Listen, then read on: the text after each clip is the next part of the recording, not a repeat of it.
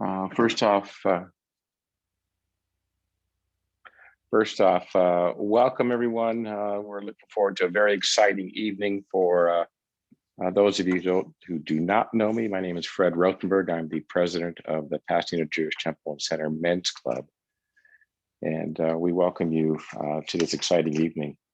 Now, tonight we actually have two programs for you. The first will be a town hall form of meeting. We are honored to have Congressman Adam Schiff join us tonight for that. And we are going to go ahead with an update from Washington, D.C., perhaps an update on what's happening in the 28th District. And then if there is time, we will open up a question and answer period. But what we plan on doing, folks, is plan on using the formal chat feature in the Zoom format, so that we don't have people talking over each other and trying to get a word in edgewise, because I'm sure many folks will have questions for the congressman, and we just want to keep it in somewhat order. And he does have, we're very fortunate to have him tonight. As you can imagine, he's quite busy. We want to make sure we utilize his time judiciously. The second part of the evening is the presentation of the Men's Club Service to Community Award to two very deserving individuals. And to help us feed our two honorees, we have lined up a very impressive guest list for tonight. I'm going to refer each of you to your programs for more information. You should have received those as part and parcel of the link that you received for tonight's gathering. And I believe if you click on the link that says tributes, you'll find the entire program in there as well. Before we get much further in there, I'd like to go ahead and introduce Rabbi for Pasadena Jewish Temple and Center, Rabbi John Carrier, who is here to help us with and present the invocation for the evening. Rabbi Carrier. Thank you, Fred, and Bruchim Habayim to everybody who's joined us this evening for this honorable event. I want to thank the Men's Club for putting this together, of course, and a special welcome on behalf of PJTC, our members, our lay leaders, our staff, to the Honorable Congressman Adam Schiff for sharing your time with us this evening. And I'll say my own personal welcome for my representative in the Fighting 28th in Burbank. So my apologies this evening for my unrabbinic lack of necktie. I couldn't wait for my first opportunity to wear my PJTC Men's Club shirt. And I didn't want to wait till Veterans Day, so I'm really glad to be here tonight. But I did wear a blazer.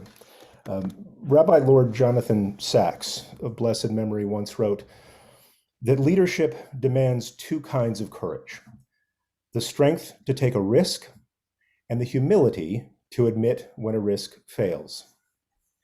In my brief time at PJTC, I've seen tonight's honorees, Marcia Alpert and Terry Tornick, exhibit both kinds of courage. Their strength and their humility have shown through in my personal interactions with them, and this impression has been confirmed by the many stories that I've heard about both of them that precede my time. Now, stories, only good things. I do discourage gossip, but I welcome nachas.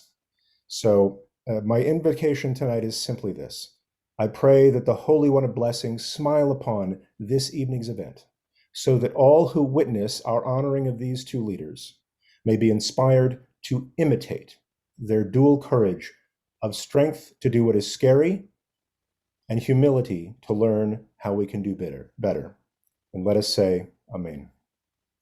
Amen. Thank you, Rabbi. For those of you who have participated in Men's Club events, the evening events are usually a dinner event of some type, but we couldn't join together quite yet, although we are getting closer and we're keeping our fingers crossed that it'll be sooner than later. But I do wish to give a special shout out and thank you to Nancy Carlton and our sisterhood at PJTC, who made phenomenal efforts in putting together a delicious Mediterranean feast for those of you that order it and maybe actually be enjoying it. So if you do have it, since this is a dinner meeting, so to speak, please feel free to go ahead and have a nosh in just a few minutes. And I say a few minutes because at this time I'd like to introduce Cantor Ruth Berman Harris for the emotzi. Cantor. Thank you, Fred. So first of all, thank you for allowing me to be a part of such a cool and exciting meeting.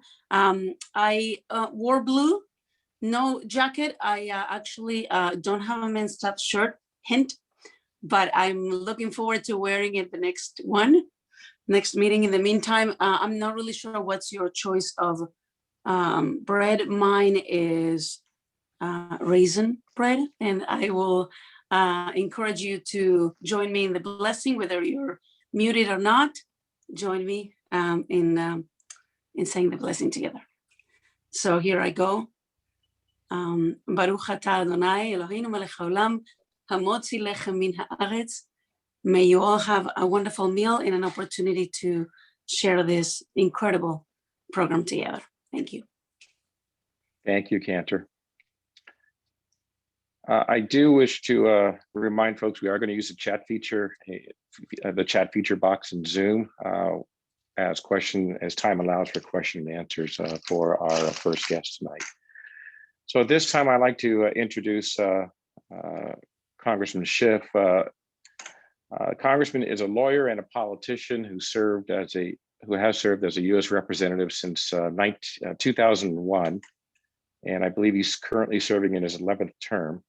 He's represented California's 28th congressional district since 2013, and that was previously numbered the 27th, I believe, from 2001 until early 2003, and as the 29th congressional district from 2003 to 2013.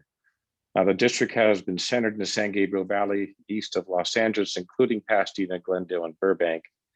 And for his first six terms, he represented a district that included the areas of Alhambra, Altadena, San Gabriel, Burbank, Glendale, and pretty much everywhere that the PJTC touches in this area. In 2010, his district boundaries were redrawn to include, among others, the city I'm in, La Cañada, Flint Ridge, as well as La Crescenta and Montrose, as well as a larger portion of Los Angeles, which stretches out to Sunland and Tujunga, Hollywood, the Hollywood Hills, and into Los Angeles, Los Feliz, and Silver Lake. Currently serves as chairman, and please, Representative, correct me if I'm wrong, I believe chairman of the United States House Permanent Select Committee on Intelligence, previously served on the Foreign Affairs Committee, and the Estate, Foreign Operations, and Related Programs Subcommittee of the Appropriations Committees. He was both his high school valedictorian and the student voted by his peers as most likely to succeed, and I think he has fulfilled that. He received his Bachelor of Arts in Political Science from Stanford, law degree from Harvard, and I met Congressman on the campaign trail in 1995 when we were both seeking public office. He ran a very successful campaign and was elected to the state Senate at the age of 36. He's had an impact in Washington with his support of Jewish causes and those involved with human rights violations, such as a recent recognition of the Armenian genocide. At this time, it's my pleasure to introduce and welcome Congressman Adam Schiff. Fred, thank you very much for that nice introduction, and it's wonderful to see you. Thank you for the invitation to join you all tonight. And I want to extend my congratulations to Marcia and Terry for their enormous contributions to our community, and congratulations on being honorees this evening. Terry, it's been a great pleasure working with you, and I want to thank you for all that you've done for the city of Pasadena and beyond. And Marcia, again, thank you for your great contributions to our community as well. So I thought I would give a very brief update on what's going on in Washington, and then look forward to our discussion tonight. I think that it's been a pretty ambitious and I think successful 100 or so days for the new administration and for the Congress. Probably the most notable achievement during that time was the passage of the American Rescue Plan, a massive bill to try to get the country through the pandemic, to accelerate the vaccinations, to try to accelerate our economic recovery, to help provide resources for schools to reopen, for families to keep a roof over the head, for parents to be able to feed themselves and their kids. Among the I think greatest accomplishments in that bill, we were able to lift half the children in the country who are in poverty out of poverty. And we did that through a very simple mechanism, just by expanding the size of the refundable child tax credit from about $1,500 to $3,000 or $3,600. It was that simple device that had such a profound impact on children in the country, which goes to show, I think, two things. One, that fighting poverty is not rocket science. There are some pretty simple answers, but also that poverty is a choice in a country as well off as ours. We decide how we want to use our resources and how many people we're willing to allow to live in poverty. And so I'm very proud that among the first actions of this new Congress and this new administration was a bill that would accomplish so much for our children, but also to help us turn the page on this awful pandemic. I'm very encouraged by how quickly we have been vaccinating the country. We went through, I think, a first terrible year of the pandemic where we did just about everything wrong, it seemed. We didn't roll out testing quick enough. We didn't have protective gear quick enough. We had this whole politicized debate over whether even to wear a mask. Some of those problems persist, but the rollout of the vaccines has, I think, been so far a tremendous success. And the fact that we have vaccines that are so effective and were produced in a year's time is an extraordinary achievement. I think if you ask most people at the beginning of the pandemic whether we could have so successfully created, distributed, and vaccinated such a substantial portion of our population in that amount of time, very few people would have thought that possible. So we are starting to see life return to some sense of normalcy. I don't know about you, but I still feel uncomfortable walking around in a restaurant without a mask on. It's going to take me a while to get used to that sensation, but we need to stay at it. We have not reached the point where we have enough people vaccinated to achieve some kind of herd immunity. And until we do, and if we don't, then there is the continuing risk of a resurgence of the virus and perhaps the virus in a mutated form that can evade the defenses of our vaccines. So we're not out of the woods yet, but we are, I think, moving and progressively forward in a very positive direction. So I think those accomplishments are quite notable, but there's still a lot of hard work to do. And we got a sense of just how difficult things that should be an easy lift are when we took up the bill this past week to establish a 9/11 commission to investigate what went wrong leading up to January 6th and the insurrection and how that deadly day was handled. I've been investigating a part of that on the Intelligence Committee. We've been looking at what was the intelligence before January 6th that should have told us that the Capitol was at risk. What intelligence did we have? What intelligence was there if we had been looking? How was that intelligence shared, or was it not shared? And how was that intelligence acted upon? But of course, that's just one very small piece of the puzzle. There are a whole host of questions about why that mob assembled in the first place, how well organized it was, how financed it was. There are questions about why it took the National Guard so long to respond, and what was going on in the White House while over 100 police officers were being brutally attacked and beaten, and the peaceful transfer of power was suspended for the first time in our history. And so I would have hoped and still hope that was something as severe a blow to our democracy as what we saw on January 6th, that we could come together in a bipartisan way to create a commission that would take the investigation analysis out of the political domain, much like we did with 9/11.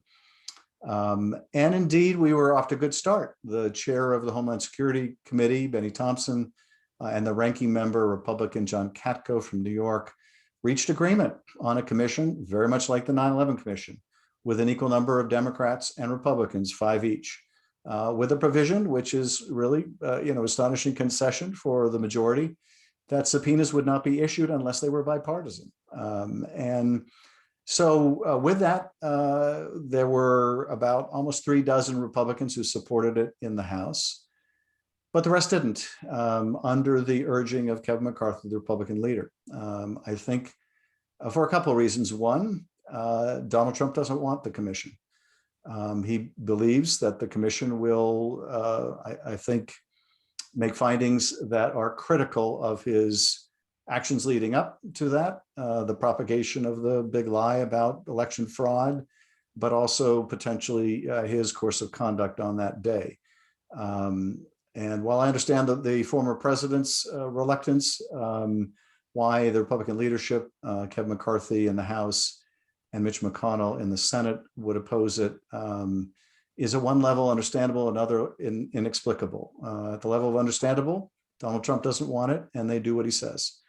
But at the level of inexplicable, you would think, you would hope that a bipartisan commission, with an equal number of members of both parties, with an equal subpoena power, would attract bipartisan support, including our leadership, but we are not there yet.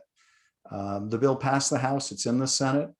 The question is whether 60 members of the Senate, which means that 10 Republicans would have to vote for it, will be possible, and we'll just have to wait and see.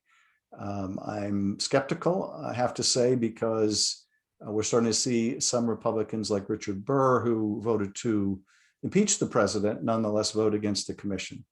And that is an interesting, and I think telling story also of the post-second impeachment world, in which the Republican leadership in the Congress is tied even more closely to the former president. So that's a bit of where we are at the moment. Let me just touch on very quickly before we go to questions and comments on things. Let me touch on what's going on in the Middle East. First of all, I think, like all of you, I'm glad that there's a ceasefire, and I hope and pray that the ceasefire continues. The loss of life has been tragic, and the dynamic that has been created, where you have mob violence going on within Israel, within the West Bank, where you have mobs of Jews and mobs of Palestinians attacking civilians, is just a horror come to life. And I think of all that I've seen over the last 2 weeks, that kind of violence was among the most disturbing in terms of the prospects for peace in Israel and in the Middle East for some time to come. Every rocket that Hamas fired into Israel was designed to kill civilians. I start with that proposition because the reality is those rockets are indiscriminate.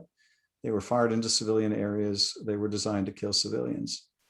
And so I think we need to understand there was no effort being made by Hamas to avoid the loss of civilian life. There was every effort made to take civilian life. In retaliation and response and to defend itself, obviously Israel attacked back. And while Israel endeavored to avoid civilian casualties, nonetheless, hundreds of Palestinians died, including reportedly 60 to 70 children. And that is a terrible tragedy.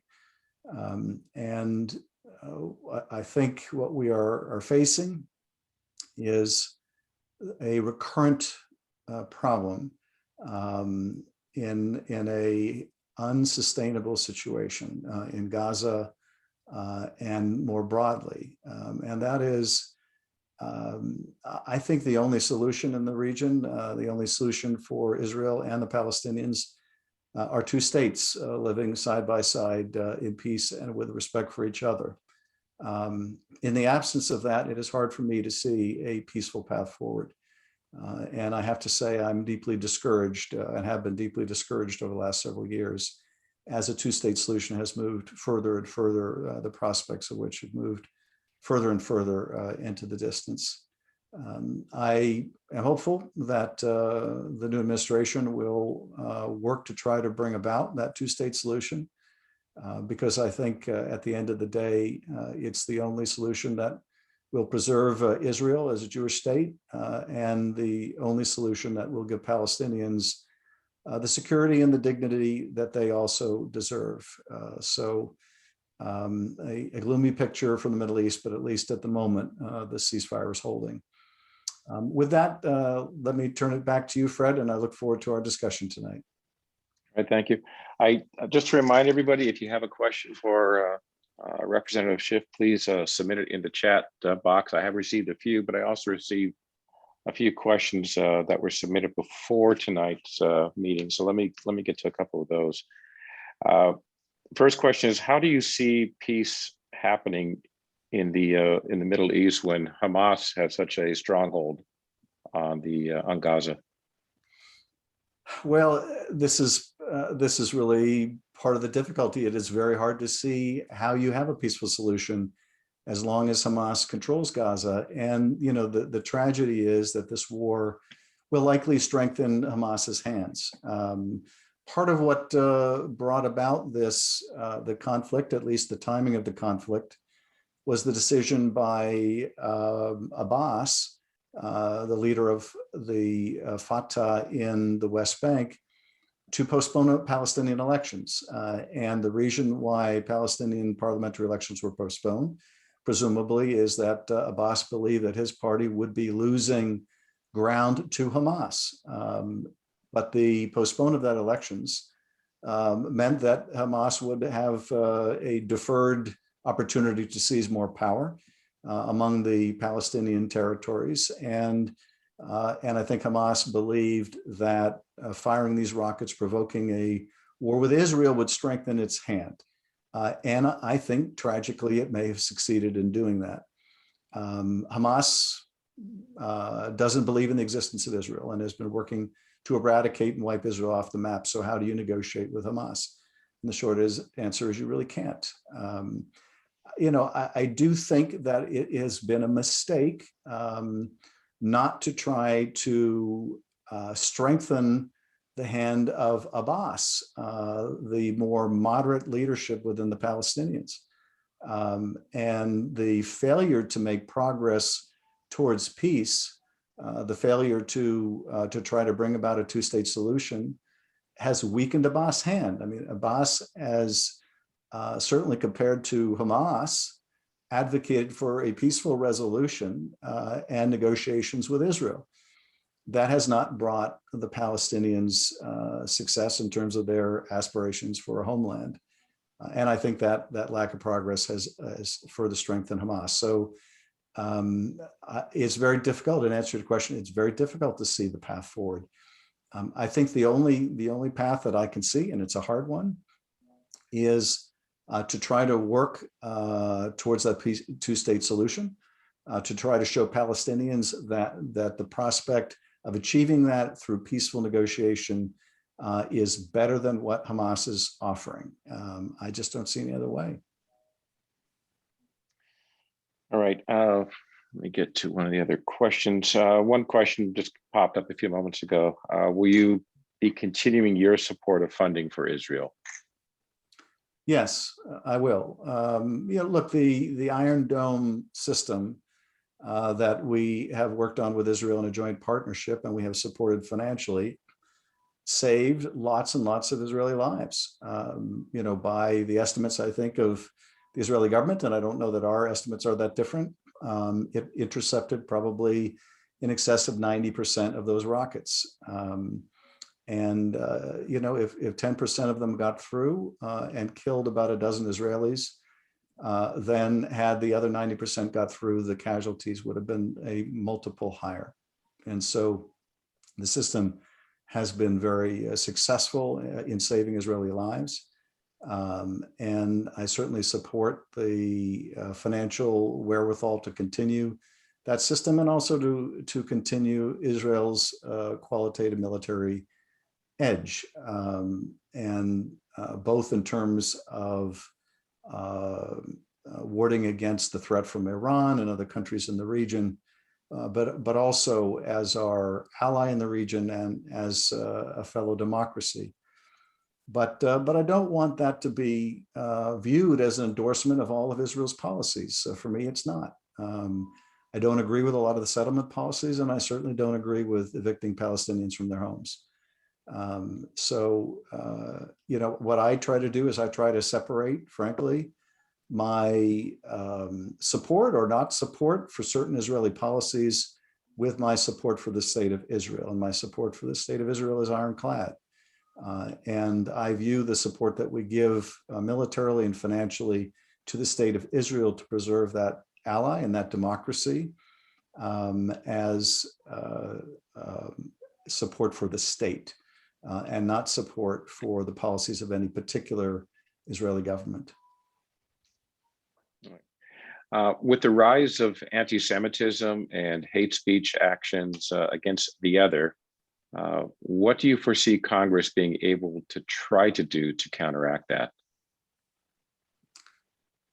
Well, we have seen, I think, an appalling rise in hate crimes and crimes of anti-Semitism. Particularly anti-Semitism we've seen in Los Angeles during the course of this most recent conflict, but we've seen a virulent rise in anti-Semitism in the United States and around the world. And I think that it falls on all of us in Congress to speak out and condemn these acts of anti-Semitism when we see them, to encourage the reporting of all hate crimes so that we can better understand what's going on in the country. And of course, we've seen a rise in hate crimes against the Asian and Pacific Islander community as a result of COVID and all of the bigoted attacks on people of Asian origin around COVID. And so I think we all have to, in our private lives as well as our public lives, denounce these acts of hate and make sure they have no place in our community.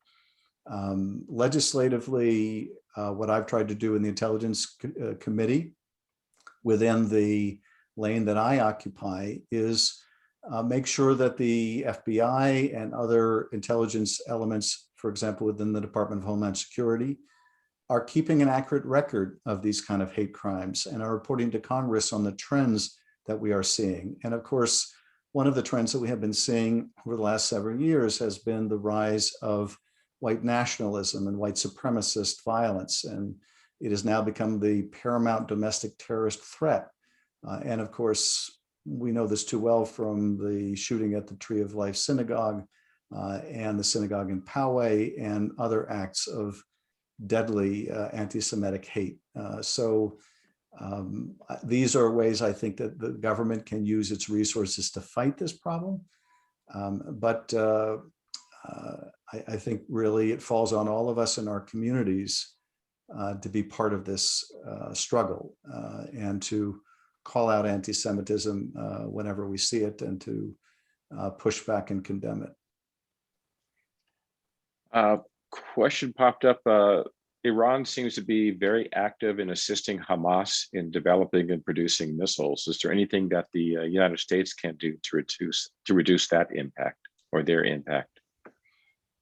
Yes, there are, I think, a couple ways in which Iran is making the situation even more dangerous and precarious. Certainly supplying assistance to Hamas, but also providing precision-guided missiles to Hezbollah. And one of the grave concerns that I had, and I know Israel had as well, and continues to have, is the prospect of a two-front war, where you have rockets being launched from Gaza that are indiscriminate, and you have precision-guided rockets being fired from Lebanon with the capability of hitting very specific targets in Tel Aviv and elsewhere. So there's no question that what Iran is doing is raising the danger for Israel, but also destabilizing the region.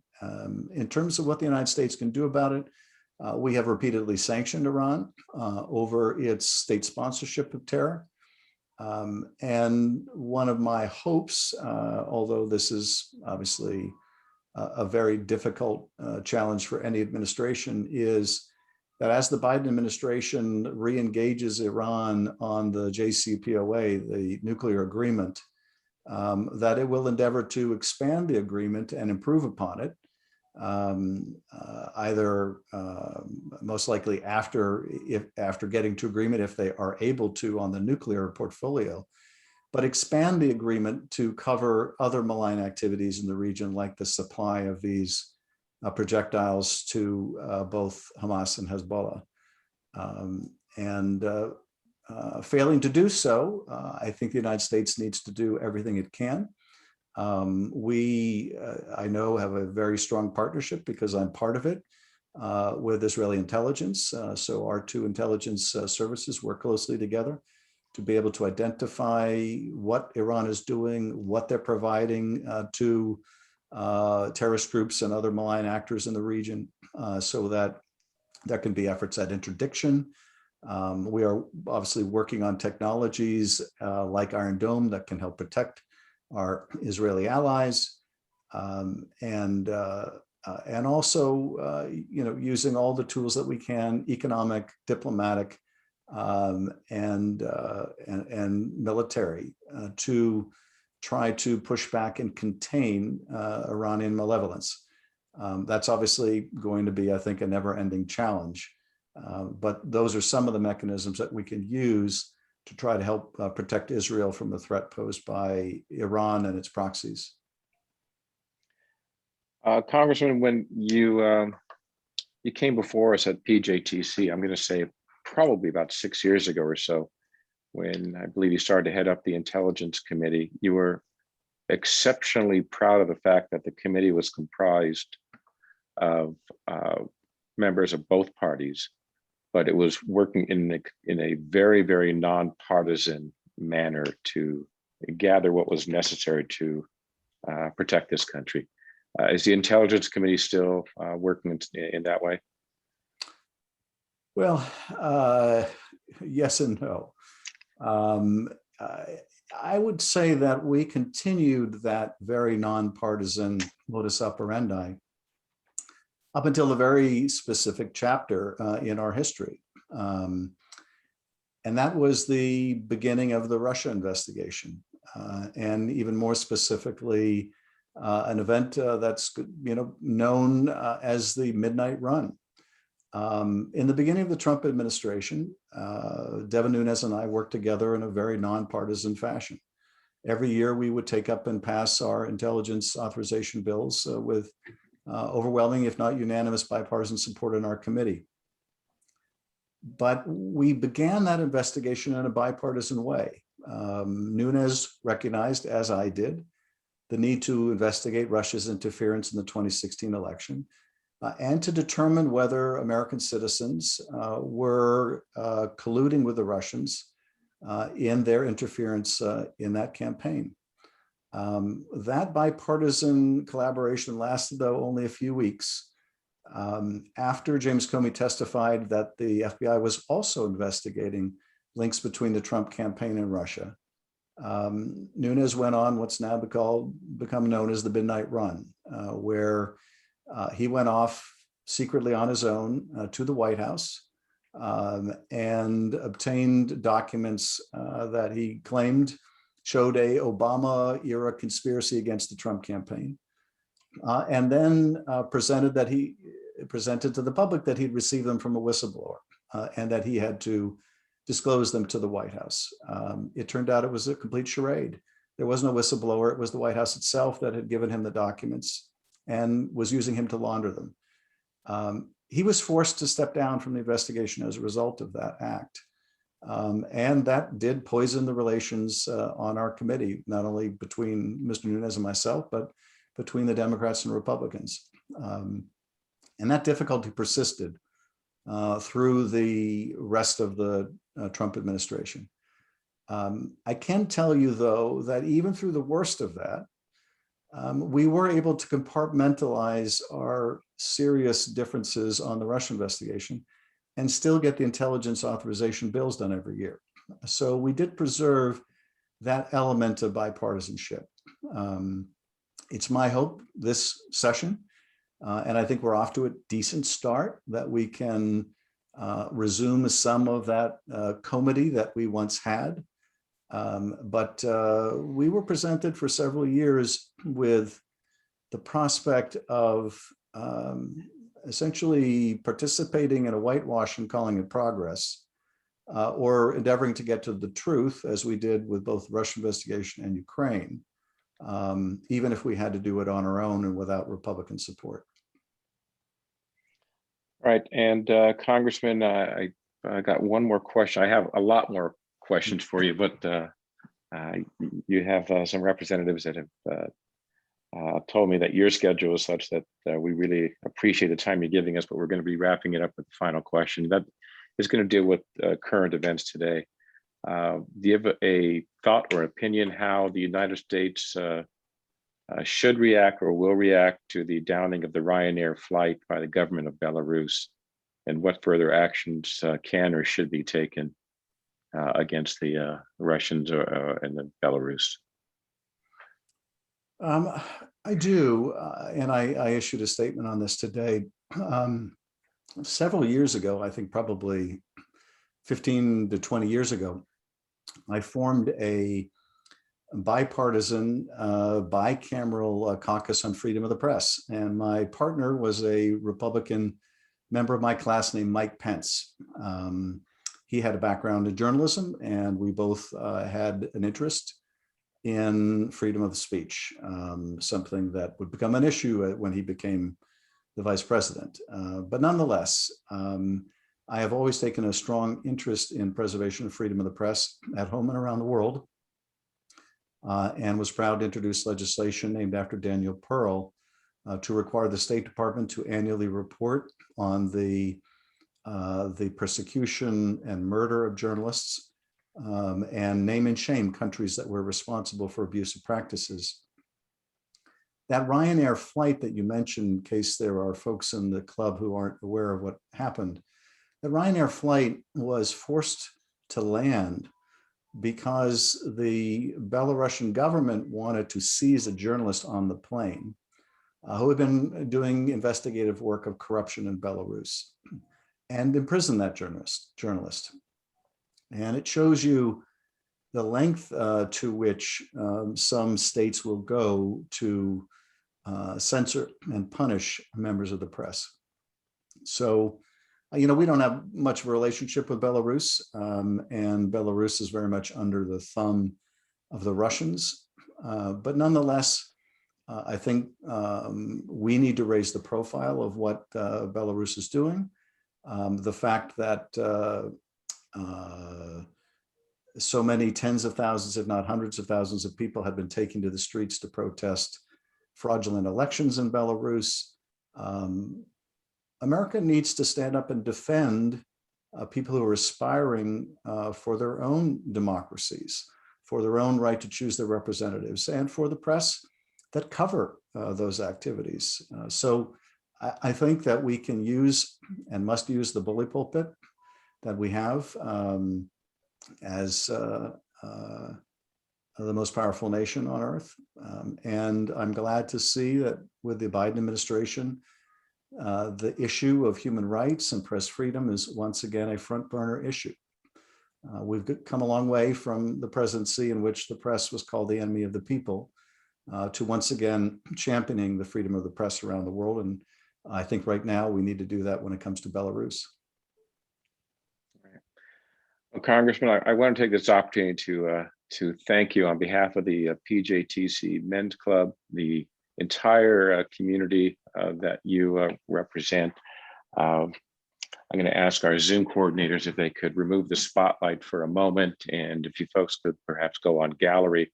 I'd just like to have everyone give, I know we're all muted, or for the most part, most of you are muted, but I would like to thank Congressman Schiff for his time, what he's doing in his representation of our district. He continues to fight the good fight for everyone. He continues to work as best he can with both sides of the aisle. And we greatly appreciate the time that you've taken tonight We're not CNN, we're not Fox, we're not MSNBC, but he still found the time to join us tonight. So with that, if we could all give Congressman Schiff a big round of applause. Thank you very much, Adam. Well, thank you all very much. And Fred, thank you again for inviting me. I consider my Jewish upbringing to be a very key part of what drives me and how I perceive the world, and the whole ethic of Tikkun Olam to be a very important part of my mission. So I know that's very much a part of the mission of the shul. So thank you again. And if I can do a shout out, because I was muted earlier and couldn't do it before, just want to say hello to John Carlton, who I see, one of my wonderful colleagues from the U.S. Attorney's Office, just a tremendous former prosecutor. But to all my friends at the temple, thanks again for inviting me. Thank you once again. Thank you. All right, folks, we're going to take a time to exhale, take a deep breath, continue eating those delicious meals. If they were delivered today to you, if you pick them up, we thank you for your support. Hopefully you enjoyed them as much as my wife and I did. And again, thank you to Congressman Schiff for his time. So just before we get to the next portion of our program, I do need to do a bit of promotion for the Men's Club.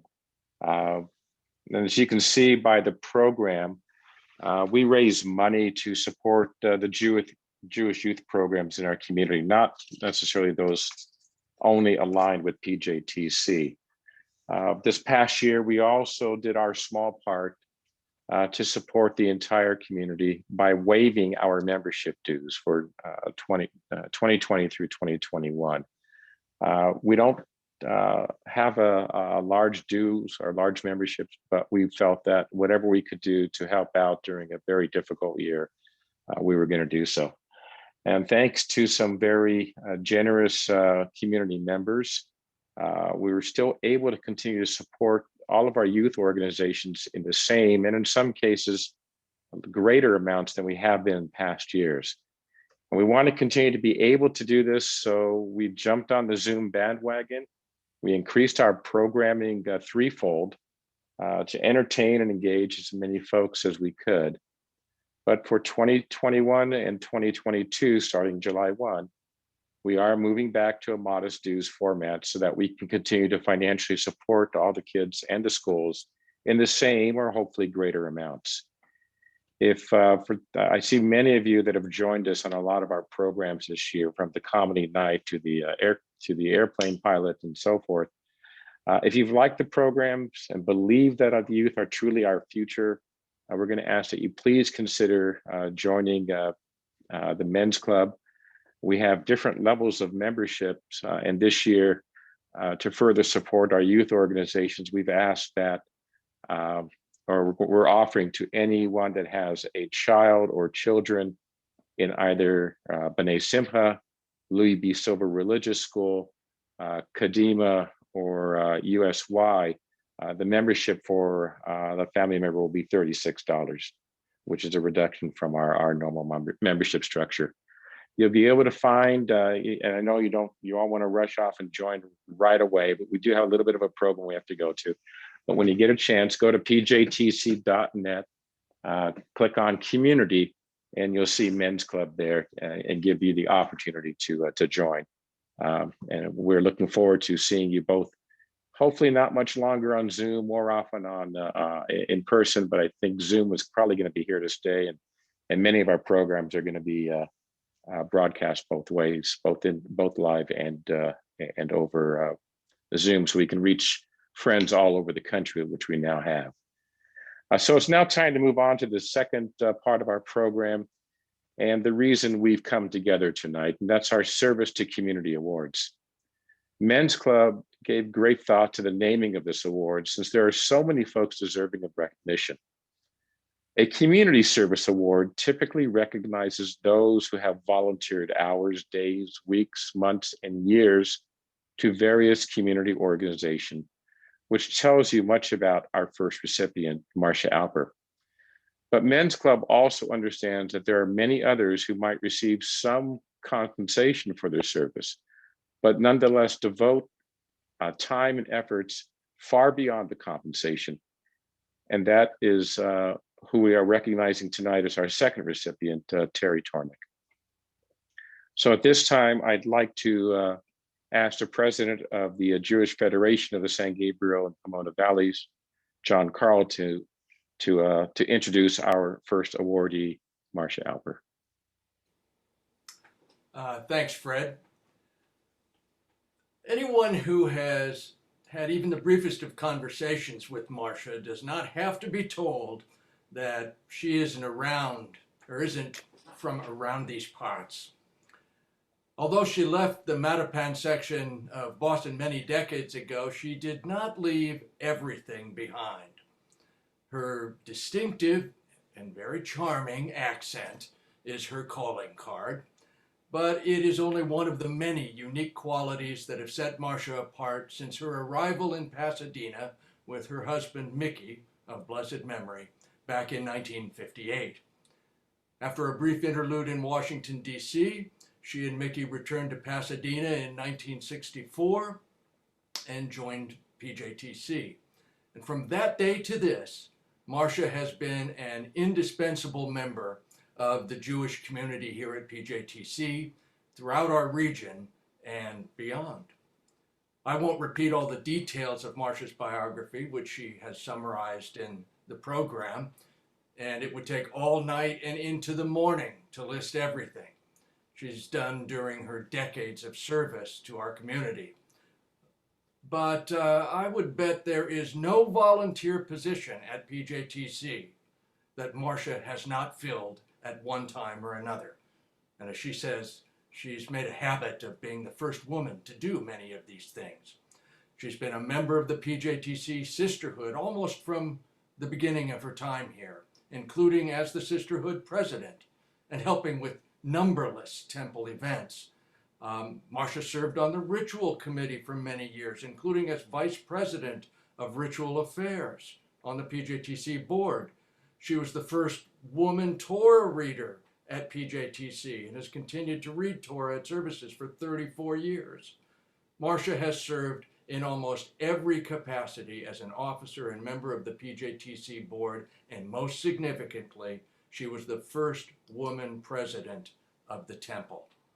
She has served on countless committees over the years, not the least of which was the recent Constitution Revision Committee, which she chaired. Marcia has also taught a vast number of classes at PJTC, including many adult education classes. Her Jewish holiday workshop class guided those of us not fortunate to have learned earlier in life just how to celebrate Jewish holidays. And for many years, Marcia taught her Bima etiquette class, or how to act up on the Bima, a class that has given countless people both comfort and confidence to participate in services on the Bima. But Marcia's participation in the Jewish community was never limited to the boundaries of PJTC. She has also served the Women's League for Conservative Judaism on its national board, and for the Pacific Southwest region, she has been the program vice president, the education vice president, and the area vice president for the San Gabriel Valley. And as if all of that was not enough, Marcia has long served, as Fred noted, on the board of our local federation, colloquially known as the Jewish Federation of the Greater San Gabriel and Pomona Valleys. For many years, she's been on that board, and she has served several years as its president. In the larger community, Marcia, for decades, has been a steadfast supporter and volunteer at Union Station here in Pasadena. Now, amazingly, Marcia also had time for a life, a very full life outside of the temple and her other commitments. While she was doing all of this for our community, Marcia raised 4 children, Ian, Robin, Julia, and Sharon, all of whom attended religious school at PJTC and were active here while growing up. and there's more. Marcia didn't do all of this just to fill her empty hours. She also worked outside the home in the healthcare industry. So Marcia is indeed a woman who could do it all, and she did. And although we honor Marcia today for her service to the community, that description does not fully capture all that she has contributed. She's not only been of service to our community, she has helped to build it and to sustain it. She is in truth a community builder, a connector, a catalyst through whom others find our community, join with it, and participate in it. I would say on a personal note that my wife Nancy and I have direct and personal experience with the irresistible force that is Marcia Alper. We first joined the temple in 1990 when our daughter Elizabeth started kindergarten at the late lamented Wiseman Day School. Nancy was raised in a Jewish but secular family, and I was not Jewish at all. So to learn a bit more about what we were getting into, we took Marcia's holiday workshop class, and we began celebrating Shabbat and other Jewish holidays. We got to know our fellow classmates, quite a few of whom are still members of PJTC. I started getting comfortable in a Jewish environment. We got to know Marcia, and she got to know us. Marcia's class piqued our interest in things Jewish, and we then took Rabbi Collins' Introduction to Judaism class. And Marcia, who was then temple president, was ever on the lookout for likely volunteers. She asked Nancy to chair what was then the Temple House and Grounds Committee, which was Nancy's first involvement with the temple committee and, importantly, this facility. Nancy later went on to chair the committee that rebuilt the sanctuary. I went on to join the temple and eventually converted. And with Marcia's encouragement, Nancy and I have both served multiple stints on the temple board and numerous committees, often with Marcia. Nancy has been president of the Sisterhood, and at Marcia's request, I joined the board of the Federation and eventually succeeded her as its president. Now, all of this happened because Marcia reached out when we knew nobody, because of her warmth and enthusiasm, and because she kept asking. And she's done the same thing with many, many other people, too many to count. Ron Wolfson has written a very popular book called Relational Judaism, the thrust of which is that people join synagogues and remain with them mostly because of the personal relationships they form there. Marcia is the very embodiment of relational Judaism in action. That is her biggest service to our community. For all that she has done over more than 50 years, I thank her and we honor her today.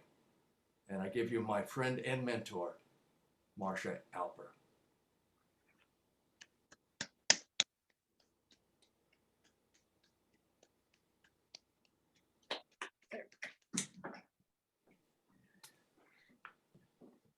Thank you, John.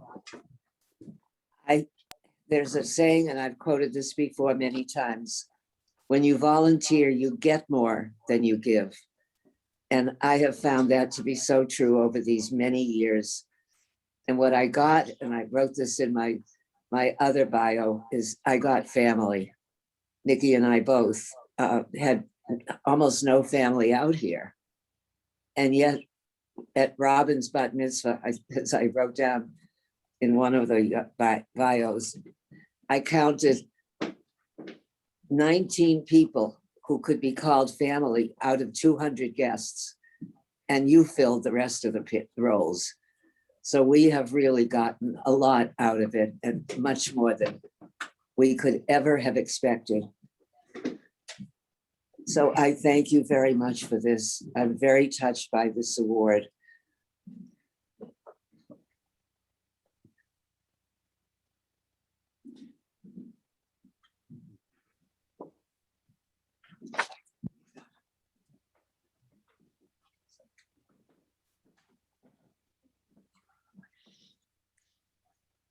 Thank you, Marcia.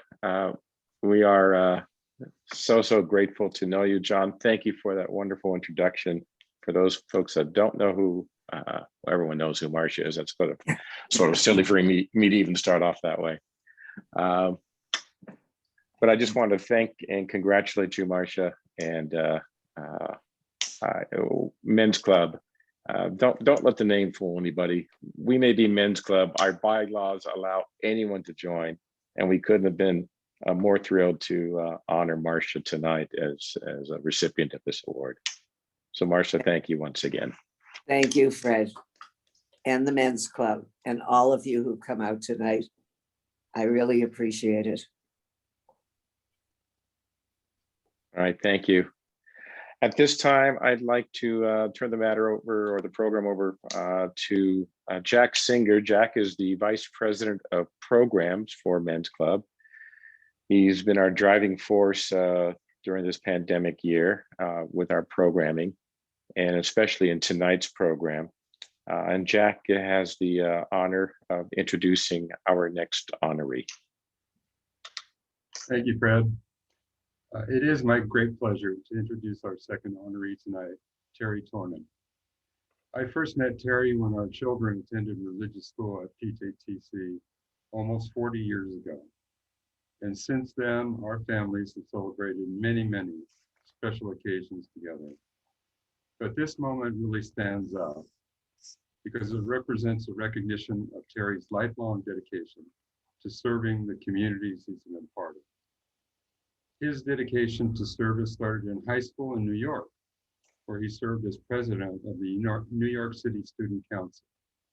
And then, after graduating Princeton University and marrying his wonderful wife, Maria, he served in the Army National Guard Airborne and went to work for the U.S. Department of Housing and Urban Development while he earned a Master's of Science degree in urban planning from Columbia University School of Architecture. Then Terry and Maria moved to Springfield, Massachusetts, and that's where their 3 children were born. And at the same time, Terry served as planning director of the Pioneer Valley Regional Transit Authority, and Terry ran for and was elected to the Springfield City Council. In 1982, Terry, Maria, and the children moved to Pasadena, where Terry served as planning director of the city of Pasadena for 3 years, and he was instrumental in establishing the redevelopment plan for Old Pasadena. So what you see there today really had its birth with Terry. And after serving as planning director, Terry pursued a career in residential and commercial real estate development. But throughout his time in this field, he continued to serve on the board of Pasadena Neighborhood Housing Services for 20 years. And then in 2005, Terry was appointed to the Pasadena Planning Commission and served as a member of the Design Commission. And in 2009, Terry ran for and was elected to represent District 7 on the Pasadena City Council and was re-elected in 2013. And more recently, Terry ran for and was elected mayor of Pasadena in 2015 and served in this office until December of 2020. And during his tenure as mayor, he initiated many projects related to improving Pasadena's housing and financial condition. So it's clear from this record that during Terry's adult life, he has willingly dedicated his time and effort to every community he has lived in and has made a positive impact on each of them. And it is with great pride and delight that we are honoring him here tonight. So I give you my dear friend, Terry Tornin. Well, thank you. Thank you, Jack. It's really, it's great to see all of you tonight. And it was great to hear Congressman Schiff, who's been a great servant for Pasadena, and to see Congresswoman Judy Chu, who will be speaking a little bit, who's another great provider for the city of Pasadena. It really is a big deal for me to get an award from PJTC. as was noted, we have been members of the temple since we moved here in 1982. And the friendships that we formed as young parents with kids in the Hebrew school have lasted, including, of course, Jack and Debbie. But beyond that, you know, having our kids, our 3 kids, bar and bat mitzvahed at the temple, and now our 3 granddaughters having been bat mitzvahed at the temple, and 2 of our granddaughters now teaching at the temple. It's been a pretty solid relationship, an important part of our family's lives. I have not, unfortunately, been able to contribute as directly to the temple the way Marcia has. Ken Gerst had me serve on the temple board for a short time, but it drove me nuts, and I had to resign before I did something violent. But nonetheless, the temple has been a huge contributor to our lives in Pasadena, and frankly, seeing what the temple is doing now through its social justice committee in terms of being more active in general community issues really gives me a great deal of satisfaction. I'm delighted to see that. And I congratulate, I see Carl Selkin was on the call, Carl and everybody else that's been involved in reactivating and really mobilizing that effort. So I think that tonight's recognition is really very nice.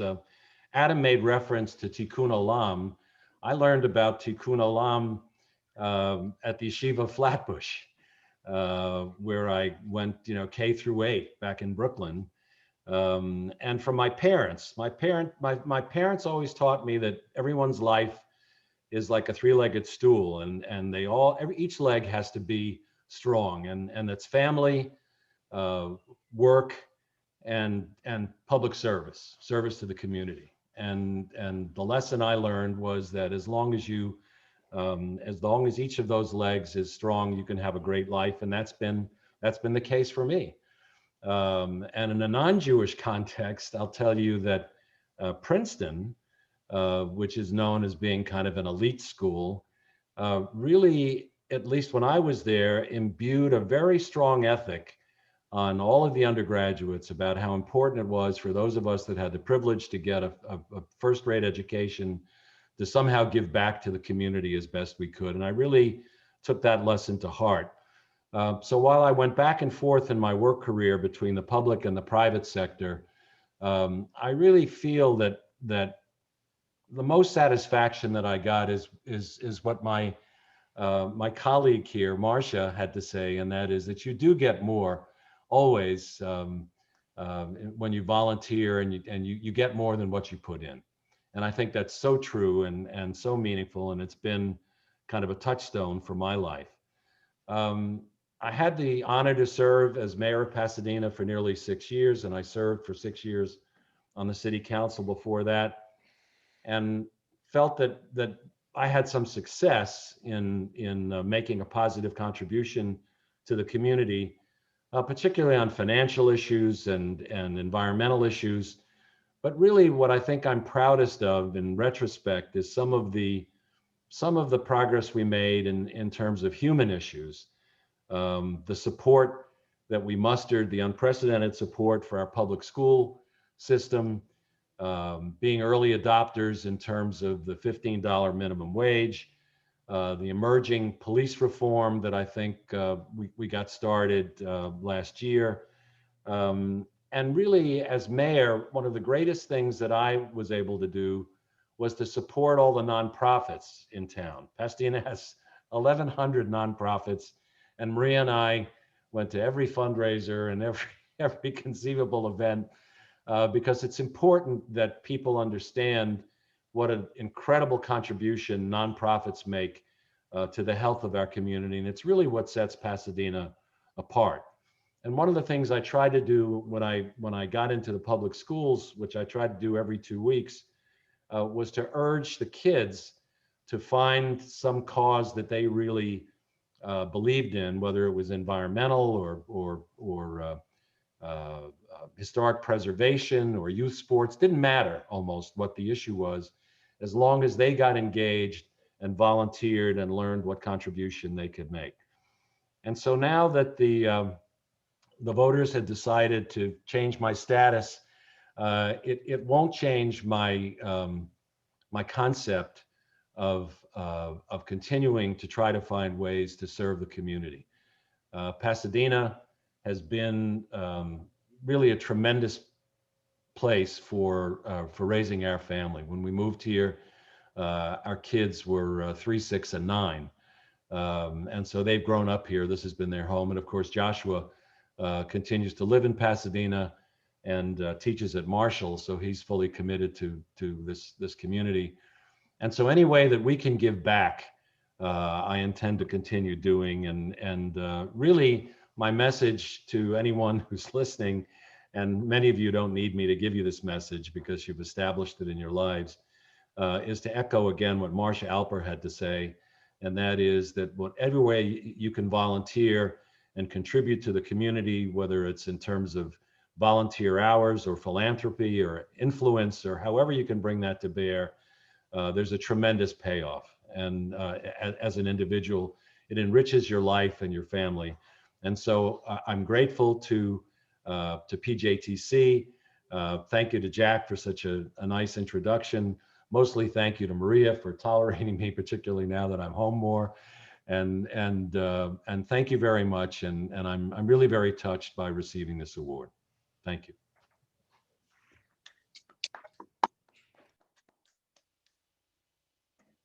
Terry, thank you very much. Congratulations, Marcia and Terry. We're so grateful for everything the two of you have done for our community. And throughout the evening, you may want to, the two of you may want to go ahead and check the chat box, because there's been some amazing praise and comments from everyone. We're all muted now. I will tell everyone at the end, you'll be able to unmute yourselves. We're just going to pretend we're back at the social hall together, and we'll see who can shout louder than anyone else to get our personal comments in. We do have several more very special guests this evening to have a few remarks for our two honorees. First up will be our recently elected president of the Pasadena Jewish Temple and Center, Stacy Sharp. Stacy. Thank you, Fred. I'm Stacy Sharp, president of PJT's board of directors, and it is such an honor to share a few words at this very important event. Terry, you and your family have been members here since 1982. Your service to our community and the greater Pasadena area are immensely noteworthy. When I think of your family, the words Lador Vador come to mind. As you mentioned, you have several of your granddaughters teaching in religious school. Did you know that Annabelle is our son's religious school teacher? Every Sunday, every Tuesday, she was in our dining room, Zooming through and teaching values and the mechanics of the Hebrew language to the next generation. And from her stories, I can tell that she comes from a very strong family that exudes compassionate leadership. Marcia, you and your family have been members, as been said, since the 1950s, raising your family here while holding various volunteer positions, including first woman president here at PJTC. And little did you know that a few months ago, I cold called you. Yes, I did. And to introduce myself as the next president. My intention of that phone call was just to gather information about PJTC's history, to learn more about what worked, what didn't work. And I figured the phone call would last a few minutes. Little did I know, we were glued to that phone. We talked for hours. So the one volunteer position that you haven't yet held is my secret advisor. So thank you in advance for that. I really enjoyed hearing about all of the community gatherings around the PJTC pool, to establishing new rituals to allow more entrance and inclusion into our traditions and celebrations.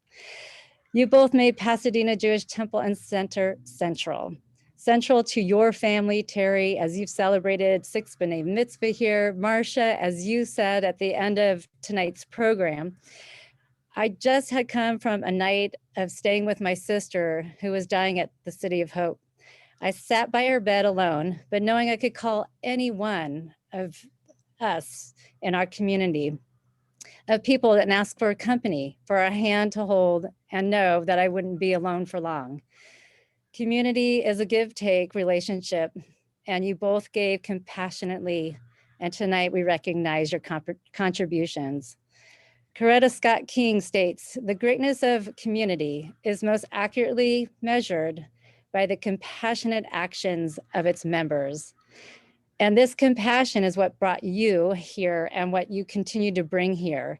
You've played such a central role and given so much that I could only hope that we as a community continue to bring forward the foundation that you built so long ago. To the both of you, congratulations, Mazel Tov on this amazing recognition and achievement. On behalf of the PJTC Board of Directors, thank you for your service. Thank you, Stacy. Next up, we have Jason Moss, who's the Executive Director of the Jewish Federation of the Greater San Gabriel and Pomona Valleys. Jason, you're on. Thank you, Fred. It gives me great pleasure to be with all of you tonight. You know, from where I sit, I get to see all that goes on in our community, and to be able to not just see what Marcia and Terry have done, but to understand the value that they've played within our community. Each one of you, just like true leaders, do it not for recognition, but for understanding that each one of us has a role and responsibility to participate and engage with our community. And I want to say thank you on behalf of our entire Jewish community for all you have done. The idea that each one of you has done it with a full heart and understanding that it's not just the Jewish community that you need to help, but everybody else, is truly something that we should be understanding for everybody. And everybody should get that idea of the importance of supporting the entire community.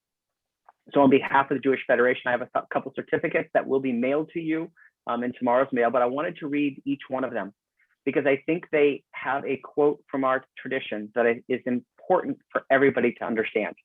And it's from Pirkei Avot, chapter 2, verse 16, and it states, "It is not your responsibility to finish the work of perfecting the world, but you are not free to desist from it either." Each one of you, keep that in mind in doing what you do and really serve as role models for what you do. And we just want to say thank you. This is a much deserved honor.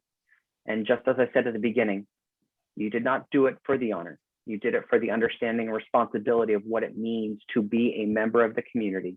And so on behalf of our entire community, thank you. And let's hope others follow your model and ensure that our community continues to strengthen in the years to come. Jason, thank you very much. Ladies and gentlemen, I'm deeply honored to introduce our next guest. But before doing so, I'd like to give you a bit of her background. Congressmember Judy Chu serves as a U.S. representative for the California's 27th Congressional District and has done so since 2013. She's held a seat in Congress since 2009, representing California's 32nd Congressional District prior to redistricting. Congresswoman Chu is the first Chinese American woman elected to Congress. Prior to ascent to Congress, she was elected to the California Board of Equalization in 2007, representing the 4th District. And before that, she served on the Garvey Unified School District Board of Education, on the Monterey Park City Council with 5 terms as mayor, and in the California State Assembly. Congresswoman has also been on the forefront of dealing with so much of the forms of hate that are going on in our country, and recently heavily involved with denouncing the anti-Asian hate crimes and promoting a better understanding between peoples in this country. She has made numerous appearances at the PJTC in support of what the synagogue and our Jewish community in whole represents, and She has always supported the community. So with that, I'd like to welcome Congress Member Chu at this time to give her remarks. Well, thank you so much. Thank you, Pasadena Jewish Temple and Center, for inviting me to your Service to the Community Awards ceremony. I am just amazed at how, despite the pandemic, PJTC's community has remained as strong, resilient, and united as ever. And congratulations on your 100th anniversary this year. It's a testament to the enduring community you have formed. Now, before I express my praise for your honorees, Marsha Alper and Terry Tornick, let me say a few words about the impact of the painful conflict in both Israel and Gaza. Every one of the over 4,000 rockets launched from Gaza was an attempt to kill an Israeli, like Ido Avigal, the 5-year-old boy killed by rocket that hit the bunker he was hiding in. And like all countries, Israel has not only a right, but an obligation to defend its people from these attacks, which means degrading Hamas's ability to smuggle and launch weapons. But we also know from over 15 years of conflicts with Hamas in Gaza that Israel cannot bomb its way to peace. And even with sophisticated targeting, Gaza is so dense that any military campaign is sure to cause civilian casualties as well, as we have seen. And so that's why I joined with so many of my congressional colleagues in calling for a ceasefire, which thankfully seems to be holding for now. But the ceasefire is just a beginning. Peace is not an end to the war. Peace is a future where both Israelis and Palestinians are safe and secure in their homes. That's why I've urged the president to increase aid to the Palestinians so they can rebuild and meet their people's needs, and why we must use this time to restart the peace process that must end in 2 states for 2 peoples. And let me say how horrified I was to see the hate crimes against Jewish Americans. I can say that after leading the fight against Asian hate for a year, it was a great step forward when President Biden signed our anti-hate crime bill 3 days ago, because it will provide long overdue relief to all hate crime victims in this nation.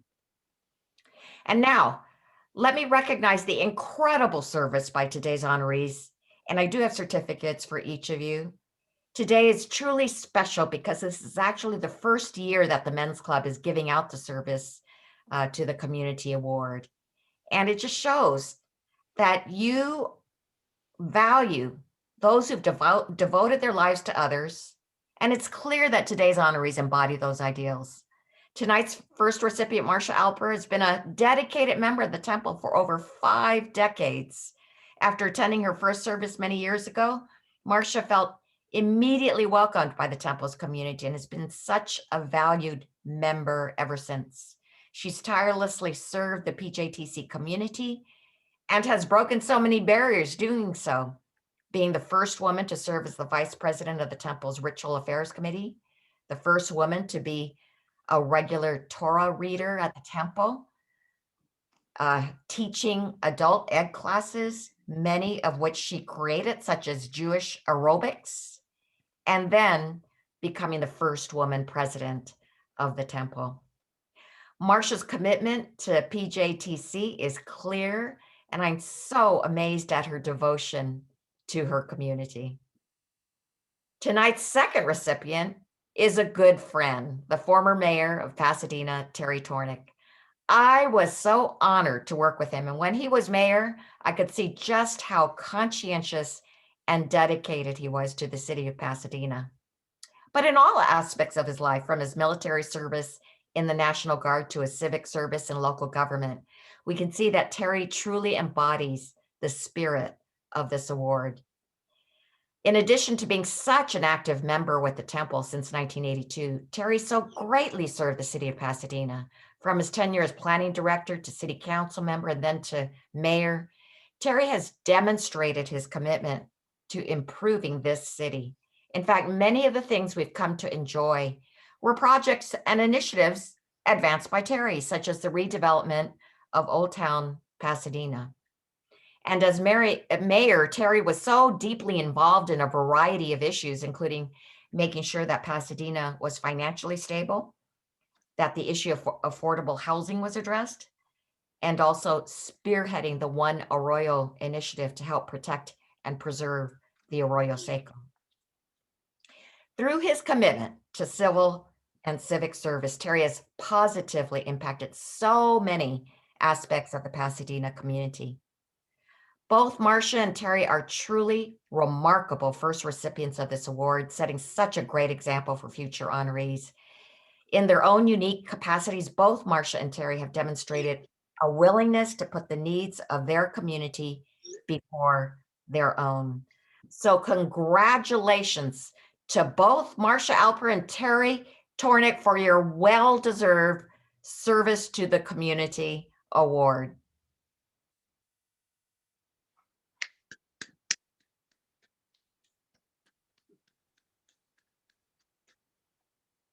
Congresswoman Chu, thank you very much. Thank you for all you are doing for your district, for our state, for our country, and we will be supporting you to keep the good fight going. Thank you. Thank you. We do have several other elected representatives that would have liked to have been here tonight, but scheduling conflicts prevented them from doing so. But we do have received some pre-recorded messages that we'll play for you at this time. Hi, I'm State Senator Anthony Portantino, and I'm so pleased to join the Pasadena Jewish Temple in honoring two terrific members of the congregation.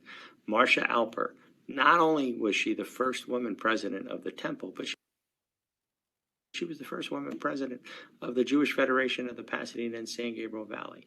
Awesome accomplishments for a terrific person who just has given so much, not just to the temple, but to the city and to the state of California. And so on behalf of the state senate, I just want to say congratulations, Marcia, on everything that you've done. And my good friend, Terry Tornick, you know, we worked together on so many issues when he was mayor. He just brings so much dignity to the office and so much common sense and support of the Jewish temple. And so, Terry, thank you for everything you've done for Pasadena, for the state of California, and for the temple. And congratulations on this wonderful award. I hope everybody supports this fundraiser generously and continues to show the wonderful philanthropic excellence that the temple has always engendered in the Pasadena community. So take care, everybody, and hope that this event is a success.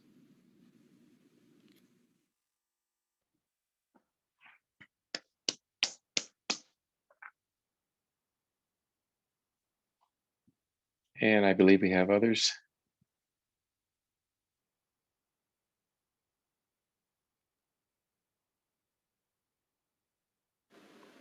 Good evening, friends and family of the Pasadena Jewish Temple Center and Men's Club. I'm your assembly member representing Pasadena in the west to parts of Rancho Cucamonga in the east. It's my pleasure to greet you all tonight as we honor two remarkable individuals who understand what true public service looks like, Marcia Alper and Terry Tornick. Marcia, the contribution that you have provided to the community and the San Gabriel Valley continues to have a positive, lasting impact. Thank you for your servant leadership and heart for others. You are a gem to us all. Terry, serving alongside you on the City Council, I got to witness firsthand your expertise, insight, and leadership in Pasadena. Your commitment to the betterment of Pasadena is second to none. Congratulations to you both for this well-deserved award, and thank you for all that you do for being an inspiration to our next generation of leaders. I look forward to being reunited in person, hopefully soon. Stay safe.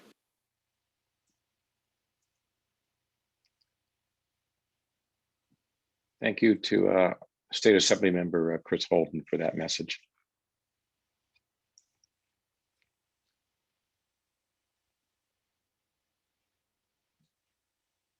Hi, I'm Los Angeles County Supervisor Catherine Barger. Thank you to the Men's Club of Pasadena Jewish Temple and Center for inviting me to congratulate today's deserving honorees.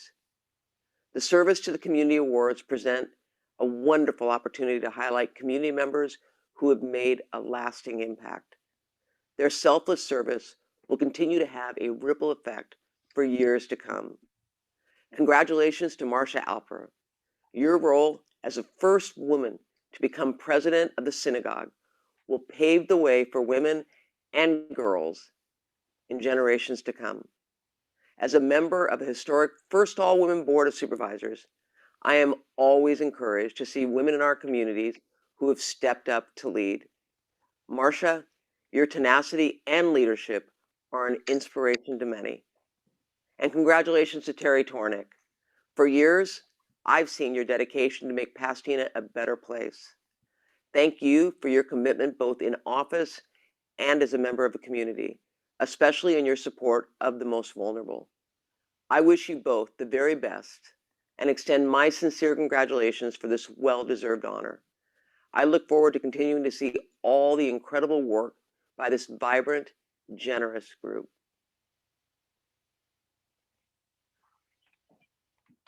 Thank you.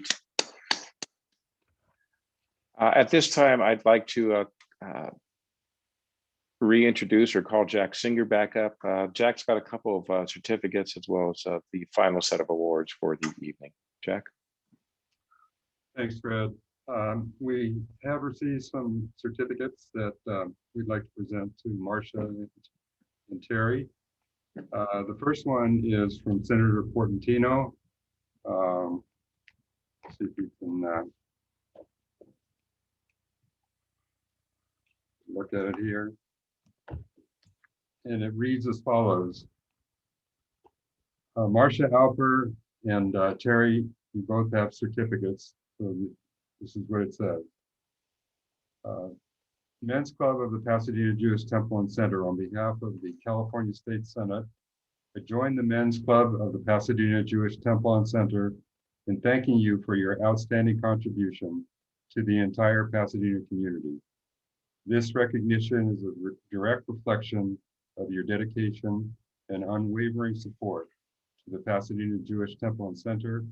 Best wishes on all your future endeavors.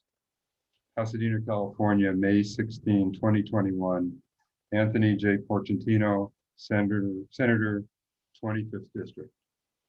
So this is a shot of the certificate.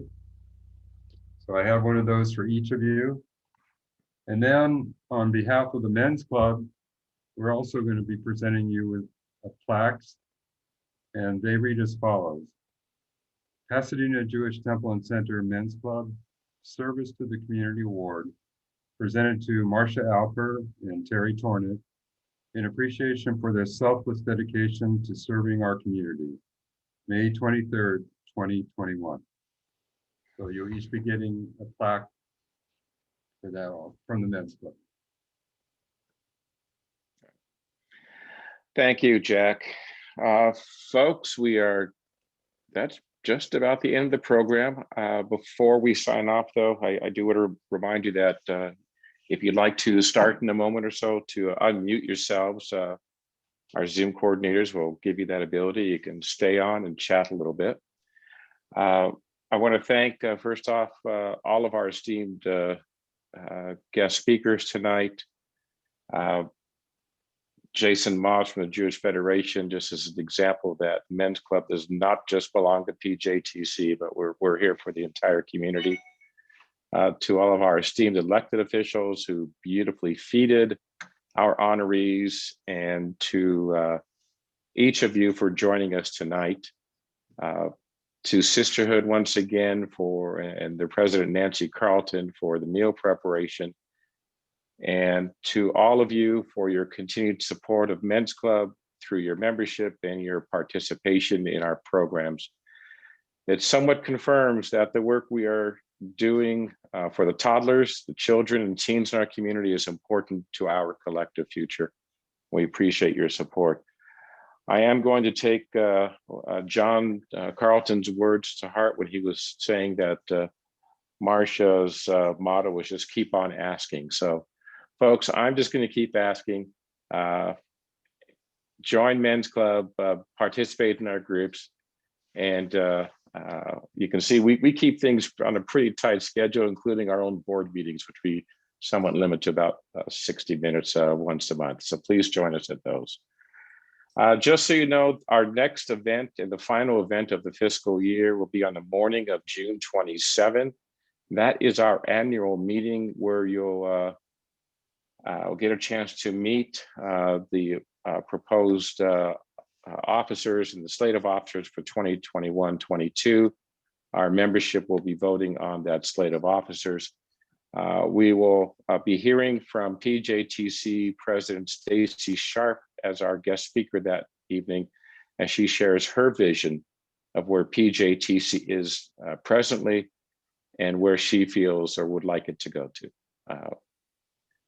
Folks, it's been a pleasure. We thank you on behalf of Men's Club for being here tonight. Good night and stay safe, everybody.